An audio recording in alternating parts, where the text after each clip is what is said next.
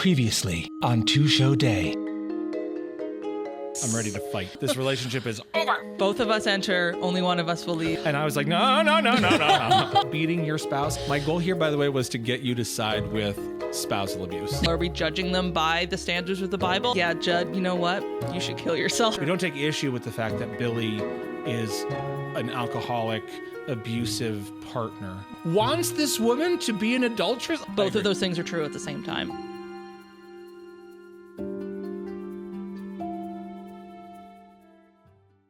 Our next question is from Jack, who is my letterboxed friend, so he knows a lot about movie musicals. And his hot take was, movie musicals are becoming Broadway's version of Hollywood's sequel-itis.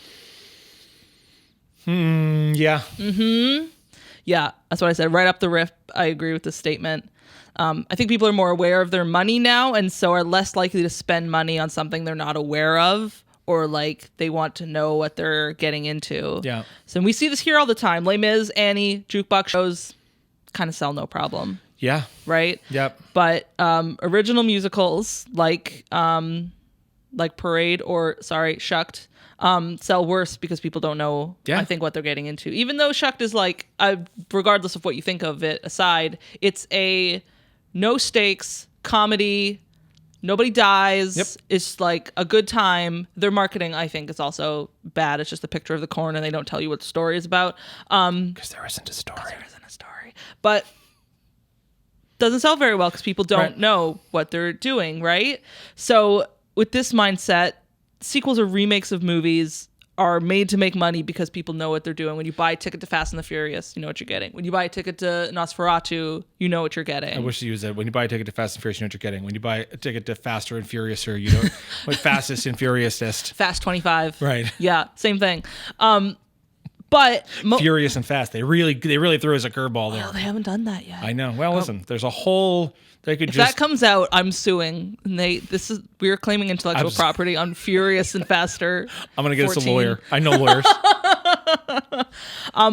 But most Broadway shows don't turn a profit because you have to continue to pay people once the work is done, right? Yeah. It's not like movie, great, now it's out, it can just make money. I think the statistic is 80% of shows don't recoup. Right, exactly. So recoup their Investment. The investment. Yeah. yes, exactly. So that means, the show has, made its money back and now it's starting to make money Right. from this point. Yeah. 80% of shows close in the red, in Yeah. a deficit. People have lost money. Yes. There's a great book called I Want to Be a Producers Producer. by Mel Brooks.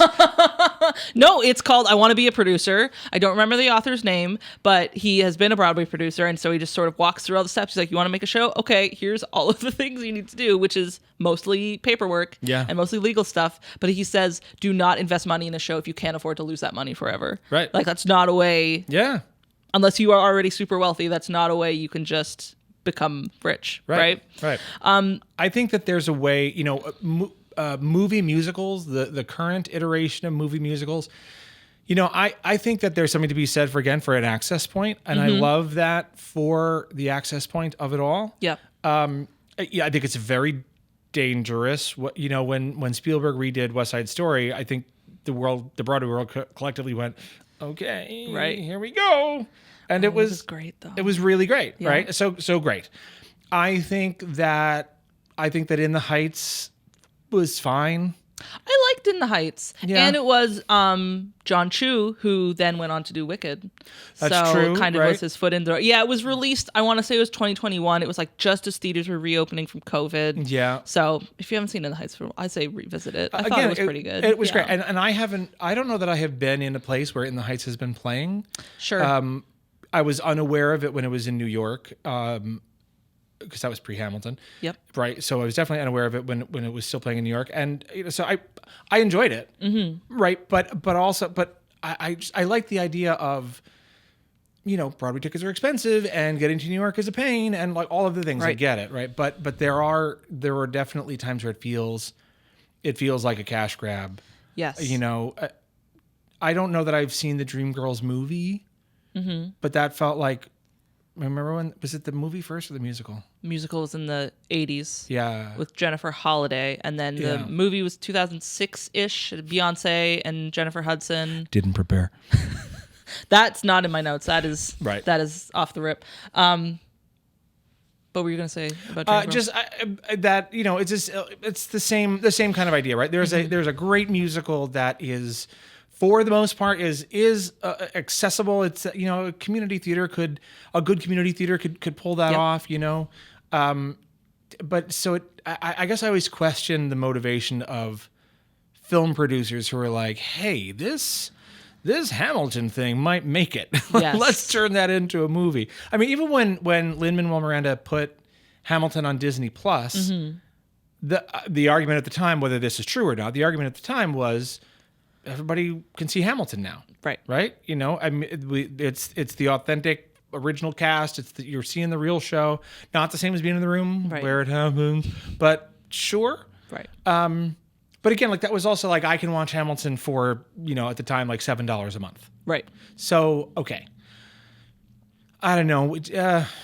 Turning Wicked into 2 movies feels unnecessary. Now, I will say I have not seen the Wicked movie. Yeah. But just on the surface of it all, it seems unnecessary because the show is 2 hours. It's like, what did you do to make it? The thing I hate most about the Wicked movie is I have heard in person people say, I don't want to go see it in person because it's going to spoil the second movie for me. I'm gonna raise the stakes because Mary-Kate Morrissey on TikTok said that she played Elphaba until very recently. She was the 25th Elphaba, and she said that people were buying tickets and then leaving at the intermission so they didn't see the second act. Spoiler alert: she gets a bucket of water dropped on her, and Dorothy goes home. That's what happens. Yeah, remember Wizard of Oz? Spoilers It's that! for Wizard of Oz. Oh my god. Which is outrageous because this musical has been around for 20 years, and then the book before that. Yeah. Stop it. Okay. What was I going to say? I don't know. So I do think there are a lot of movie adaptations. Too many. There are some that are great.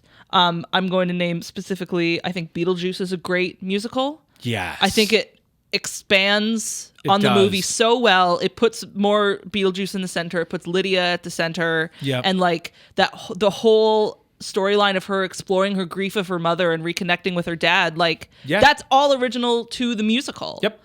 And I remember I was talking to Jean about this because she had never seen it until Beetlejuice was here last season. And I was like, oh yeah, it does all this expanding. She said, I don't think it works without that part. That was my favorite part. And it was like, yeah. Yeah.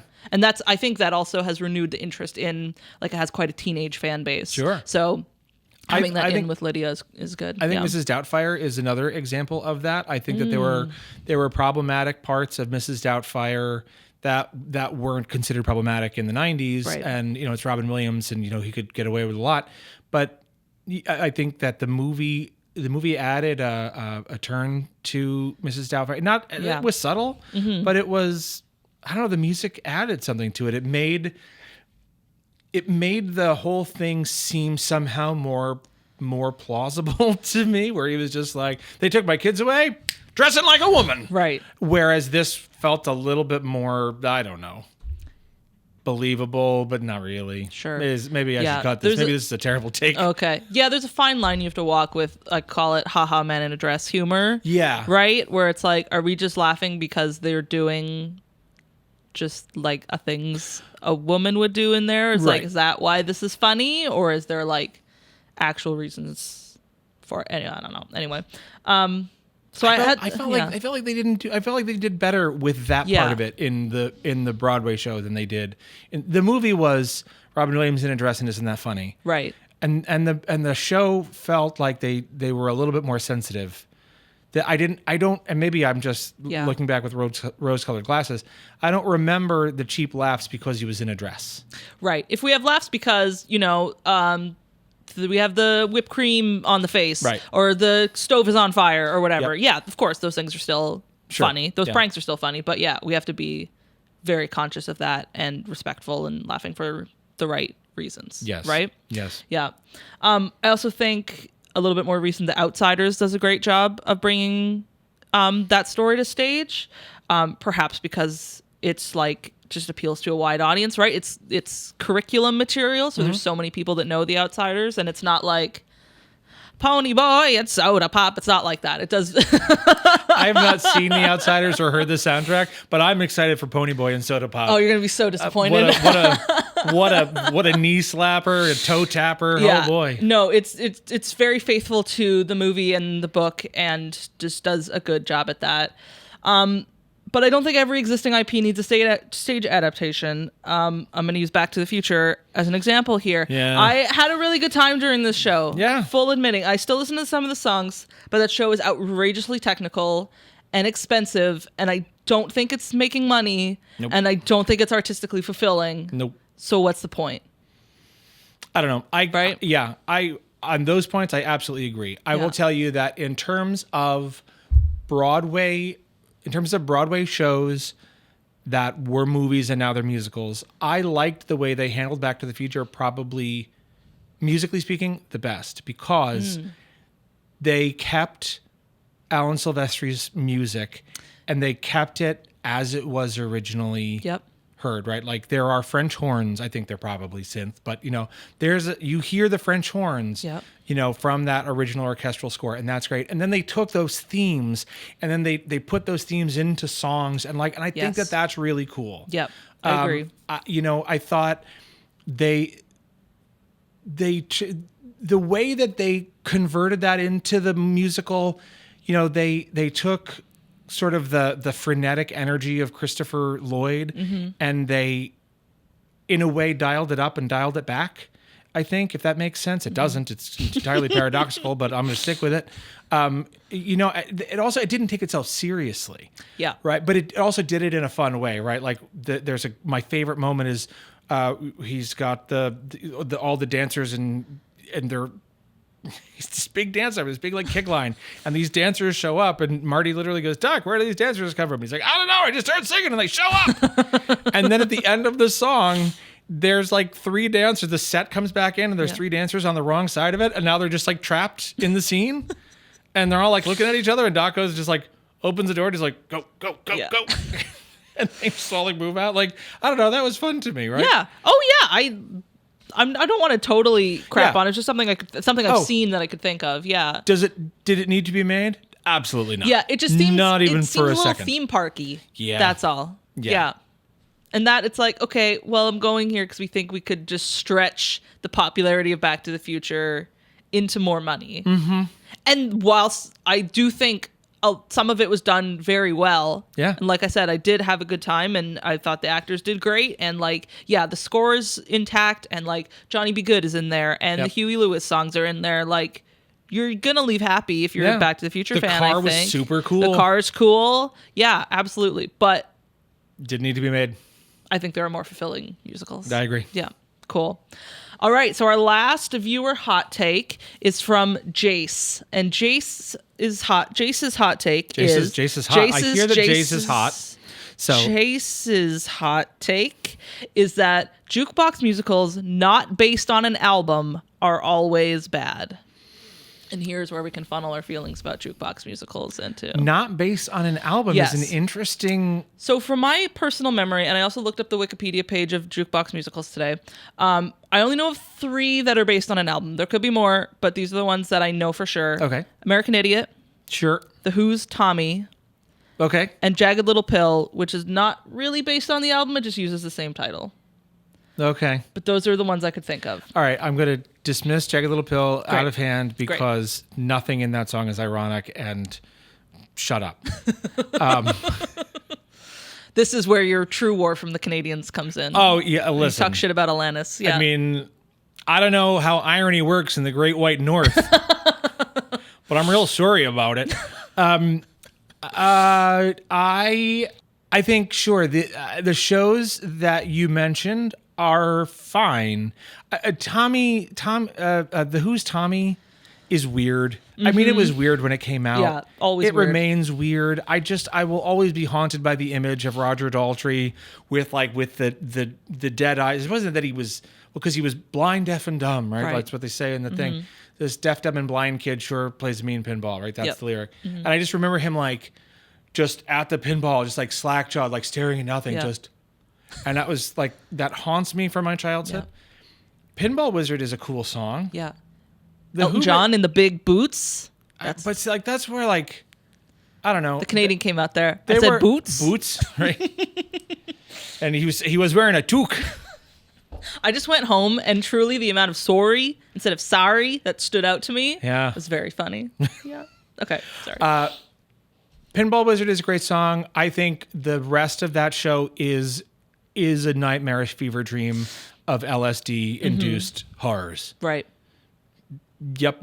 That's what it is. So if that's what you get out of it, that's probably right. the intention. If you're a big fan of The Who, that's a great musical. Or LSD Fever Dreams. Sure, that too. What was the first one? I'm sorry that you mentioned. You mentioned American Idiot, Tommy, Jagged Little Pill. American Idiot. I have not actually seen American Idiot. I know John Gallagher originated the role in that.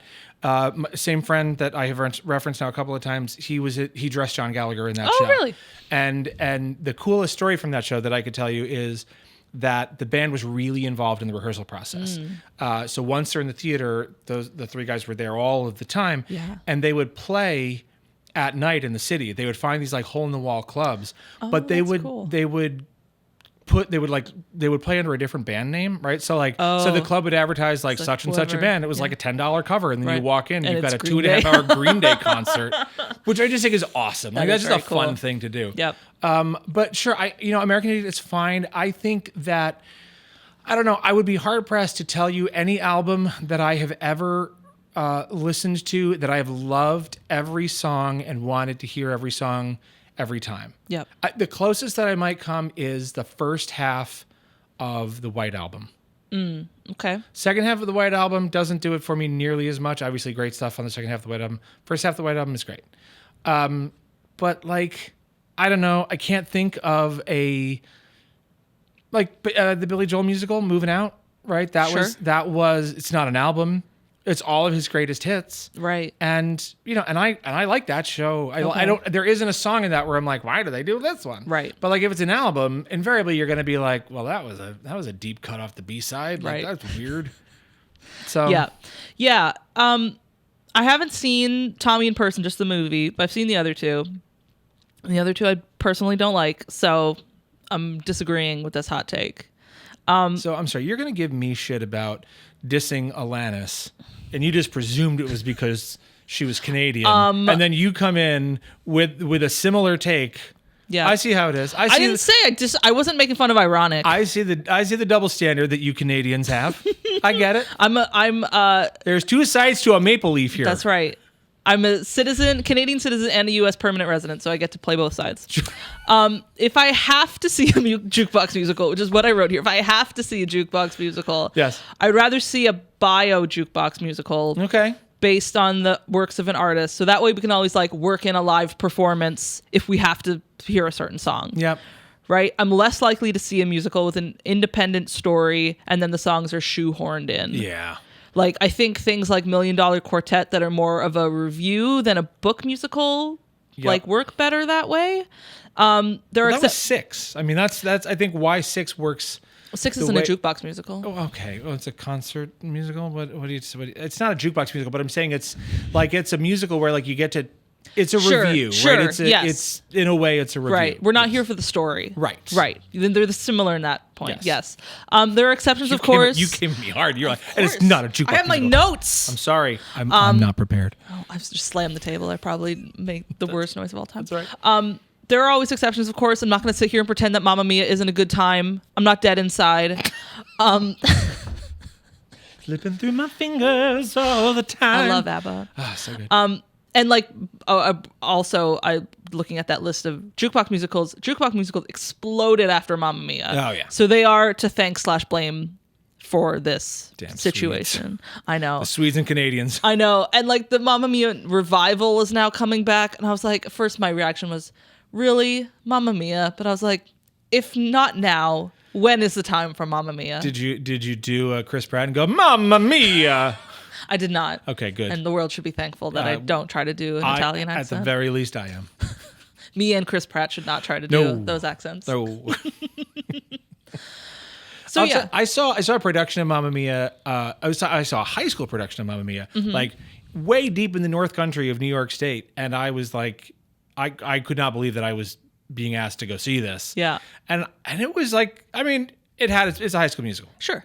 But there was some really great. Yeah. I mean, there's something about Mamma Mia that is special. It's somehow super approachable and super like handleable by community theater, by kids. Yes. Like it's great. Yeah. And you're right. It's the original jukebox musical. Let's pretend, and it's great. Right. Once you got like, did we need MJ as a jukebox musical? I mean, it was financed by the estate of Michael Jackson, so I get it. Right. But, here's my problem with a lot of the jukebox musicals, and MJ was a prime example of this.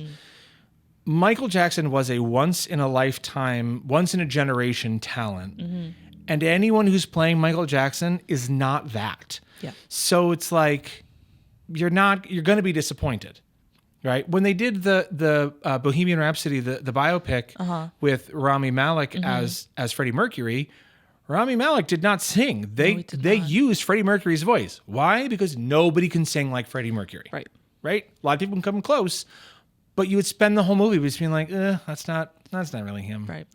And I think that that's a real danger of jukebox musicals. Like, it's not going to be the album. Right. It's not going to be the singer that you know. It's not going to be the version of the song that you know. Yep. And a lot of times there are weird shoehorning things. The Bob Dylan musical. I mean, it struggled here for sure. It struggled throughout, I think. Yeah, Girl from the North Country, that is such a weird show, but I like that cast album because it's just the music. Right. Yeah, and I think there were some really cool arrangements on that songs. Yeah. And as I think many people are figuring out, the worst part of Bob Dylan is listening to Bob Dylan. Like, there are so many artists that are going out there that it's like, Mike McCord sings the songs of Bob Dylan. Like, there are several artists doing this. Right. So if you take his voice out of the equation, yeah, those songs are great. Yeah. Man could write a song. Yeah. Mr. Tambourine Man. So good. So good. So, yeah. Not when he sings it. Nope. All right. Well, those are viewer hot takes. If you have your own hot take, feel free to tell us. We're on social media, 2 Show Day Podcast, Facebook and Instagram. You can also send us an email if you prefer that, 2showdaypodcast@gmail.com. We love it when you yell your hot takes at us over the internet or on the street. That's how we come up with most of these episodes. So hit us up there. It's that, or I just walk over to Diana's desk and I'm like, this is how I feel about a thing. Start saying blasphemous things. Okay. Next episode, Mike will be like, actually, I do like Andrew Lloyd Webber, and we'll have to just scrub and burn it all down. I'd rather die. All right. Oh, that was me. That's the place to end it. Okay, bye. Thanks, everybody. Bye. 2 Show Day is hosted by Diana Shabai Booker. It is produced by Diana and Collaborative Studios. It is produced and edited by me, Michael McCord, and recorded at Open Stage Media Studios. It is distributed by Collaborative Studios. 2 Show Day is independently owned by Diana. Any opinions expressed herein are not necessarily the opinions of Open Stage Media, Collaborative Studios, Proctor's Collaborative, or any of its affiliates or partners. Want to contact 2 Show Day? Find all our social media at linktr.ee/2showday or send an email to 2showdaypodcast@gmail.com. If you would like to become a part of the Collaborative Studios network, please contact us at collaborativestudios@proctors.org.